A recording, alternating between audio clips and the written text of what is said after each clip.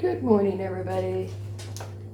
So today I'm going to talk about how to make food stretch and how I take care of the leftovers and how I make things. So let me find me a pair of scissors. Thought I was ready, but I guess I wasn't. So, scissors.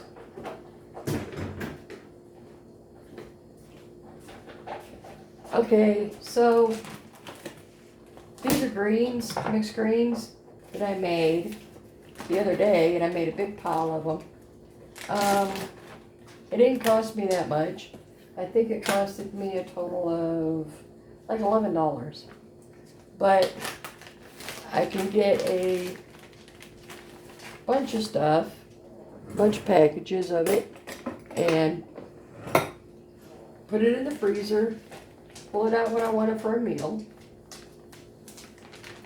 You know, for like, vegetable side. And here, let's do this. I always fold these over so I don't make it nasty. It keeps the package open. So I made these, and this will go for several meals. And it's a vegetable that you just pull out of the freezer right before you go to work, or right when you get up, whatever. And you put it in the sink, let it thaw out slowly. I never said I was a clean person when it comes to my kitchen. I'm always doing something, making a mess. So we like these a lot, and so I make sure that I put enough in it. When I go to make these greens, I'll do it on video so you guys can see how it turned out. You know, how to make it, what I add. Now, you don't have to add what I add all the time, but you can definitely, put your little pizzazz, little flair in it. And you can see there's one meal. And then I always mark it, when I'm done. So, I know this will take a few minutes, several bags. But what I like to do is I like to make things in bulk. If you make soup beans, don't make a small pot, make a big pot of soup beans. Eat your soup beans. Let the stuff cool down, because you don't want it hot when you go to put it in the freezer, and because it'll spoil it. And then, but you let it cool down. Then you put it in bags. Like if you have a big family, then use the gallon freezer bags, the big ones, and you just put in enough. Usually by now how many scoops it takes per bowl to make one person happy. And then that's what you do. You do it that way. And then,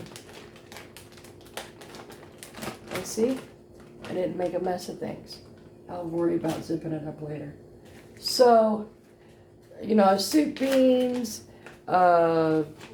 green beans, soup with, ham, and you can make so much stuff. A lot of people go to the store and they see the food prices that they've skyrocketed, and they have. What used to be $30 a week in groceries turned out now it's about $60 a week in groceries. That's not my fault.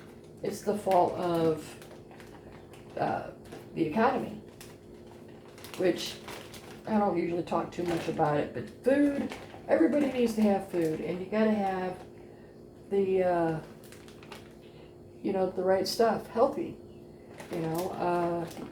Instead of buying processed foods, which cost you more, at least I think in the long run, but it's definitely not healthy.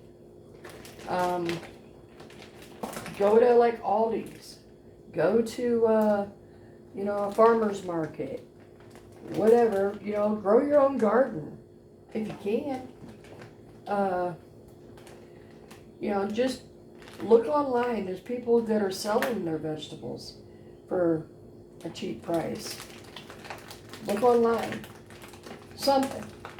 One way to get you through this economy, I call it a bust, because the inflation is so bad. Didn't I just say I'd wait? Oh well, I'm used to doing it this way. The economy is so bad that there's people that are going hungry and shouldn't. I know somebody that never was on food stamps or, anything like that, and they got laid off because of the economy, because of everything that's been going on. They went to go get food stamps and they weren't eligible. Now, you tell me where a person who has worked most of their life, never got assistance, never got any kind of, food stamps or anything, goes to this place and needs food stamps to feed their children, and they were denied. Now, I don't see where in the world that was even right. So, I gave some of my food away. That's okay. I'm not worried about it. I'll go to I call it $1.25 tree because I think it's false advertisement.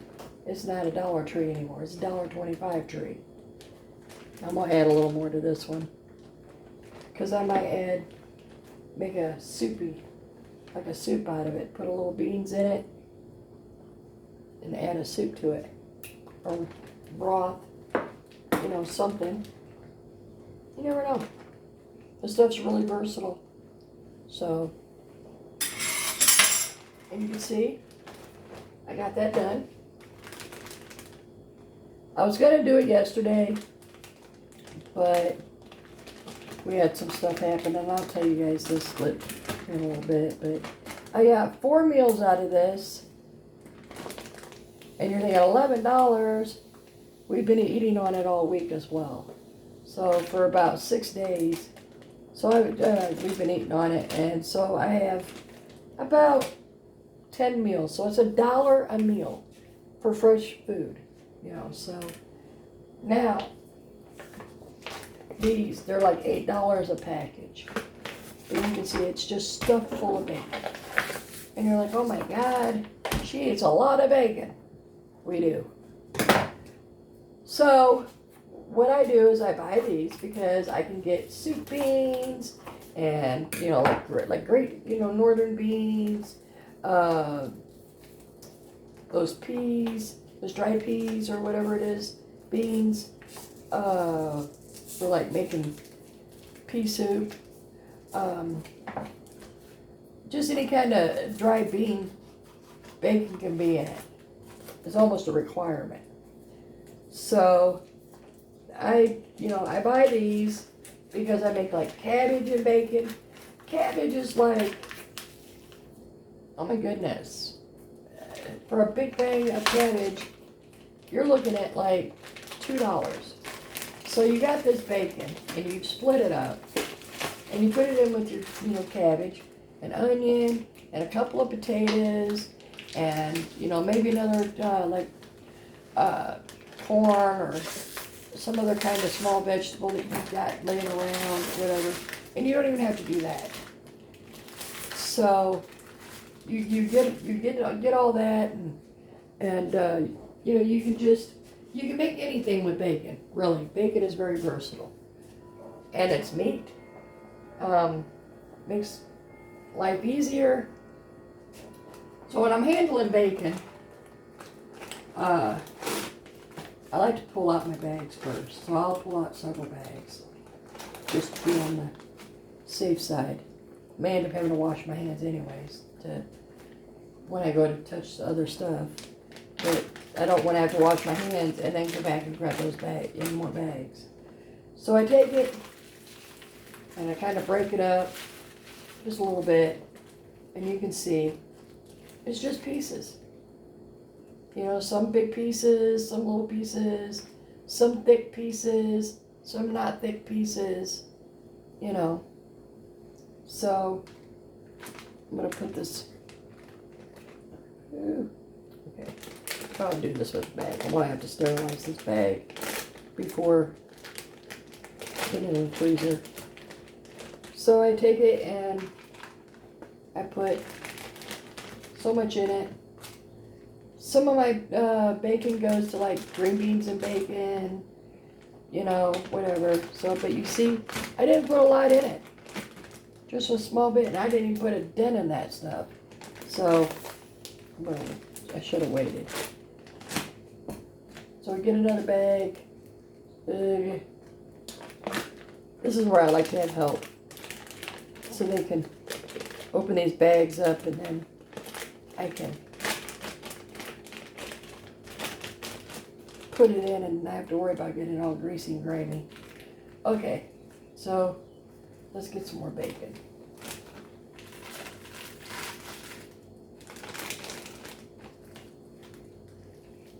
Ooh, nasty. Okay. There's another. You can do bacon and eggs. You can do soup beans and bacon, split pea soup with bacon. Now you want to drain the grease. You know, put it in a container, your grease, and use your grease for later. Come on. Flip over. Here we go. Are you laughing at me yet? I know my husband would be. So we've got 2 or 3 meals out of that, just those right there, depending on what I use them for. Maybe even 4 meals. Because usually if I thaw them out, I'll use it the next day as well. So, but just in bags wise, I've already got, this will be the 3rd bag.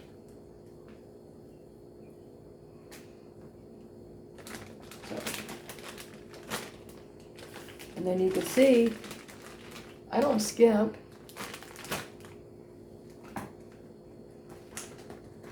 You know, I put in a good amount. But usually if I thaw out a bag of bacon, then I definitely use it up within a couple days. So I'll make sure that it goes in a meal, and then maybe another meal, or it all goes into one meal, like if I'm making cabbage and bacon. So, and you can see, I mean, they're good pieces. So, but they make, you know, you can stuff them in jalapenos and put them in the oven and bake them. And you can fry them up a little bit to where they're pliable but not raw. And you can put them in, you know, stuff them in like pork chops or, you know, something like that. So let's add another couple small pieces in here. Okay, so you see that. And it looks like I'm gonna have to dig into another bag. Lovely. So we'll see. We'll see.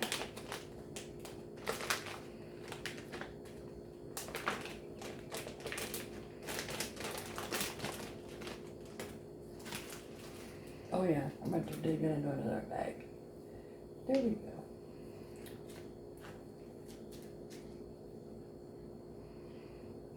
There. And people don't buy it because they don't realize that this really is a good way of doing things. We just stumbled on it one time, decided to get it. And as high priced as bacon is nowadays, you know, you just try to find, let's see if I can do this without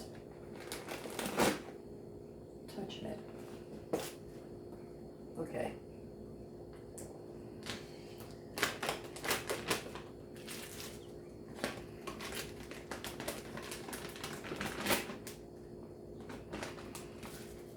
You always want everything you buy has to have more than one meal. So when you're buying stuff, make sure you pay attention, and it's only one meal. Then don't buy it. You want to buy something that's going to supply a few meals. And you can see all gone. And I got, now most of these are 2 meals. You know, let's put this in here. All right. I got 1, 2, 3, 4, 5, 6. 2, 4, yeah, 6. 6 bags. Now, some of those bags will be 2. Some of those bags will be 2 meals. I think 3 of them will be like 2 meals worth. So, if I really want to stretch it, I'd have 6. So 6.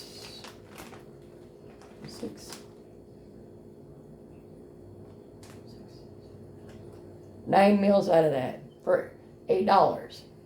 So that's under $1 a meal to put bacon and whatever to make a soup, to make cabbage and bacon, to make whatever. Okay, so these, and you can see they are $4.56. $4.56.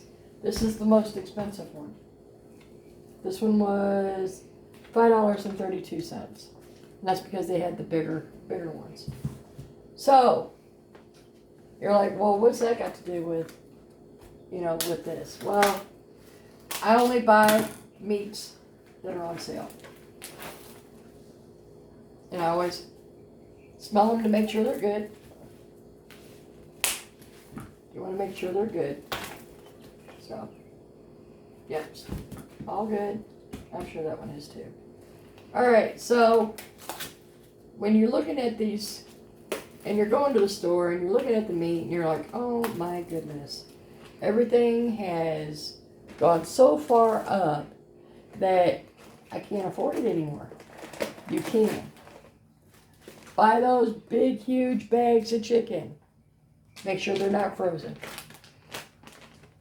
Take and buy yourself a turkey. Cook it up. And then take the bones and put it in a big pan. A big pan of water. And boil it. Pull the rest of the meat off the bone. Continue to boil it and make your own stock. Put your stock in your refrigerator or your freezer. Put it in Ziploc bags. Seal them up good. Put them in the refrigerator. So what I like to do is this. 2 per meal. And you see that's, so there's one meal.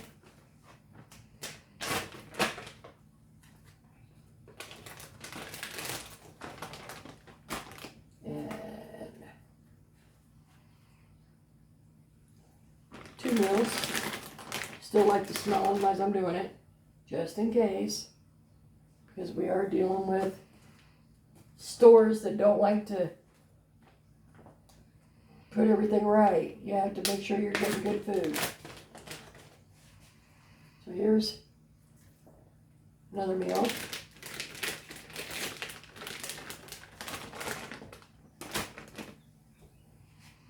Get a Ziploc bag.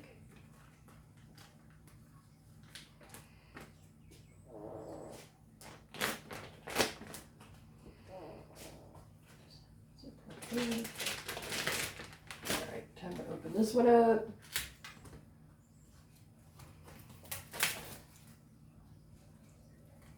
That one right there. That'll be our meal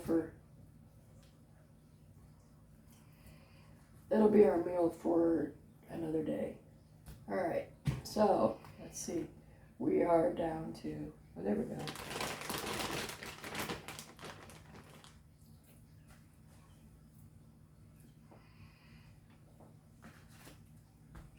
And then you're like, why are you picky like that? Yes, I'm picky.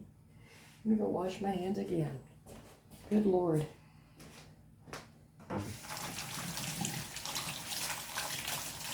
Especially when I'm dealing with poultry or pork, you know, I like to wash my hands several times. Because especially if I'm going to reach into like a clean area and grab something, I don't want to put the ickies on it. This is going to be dinner tonight. I'm going to cook it on the grill. And one of these bags of greens is going to go with it. So that's a side.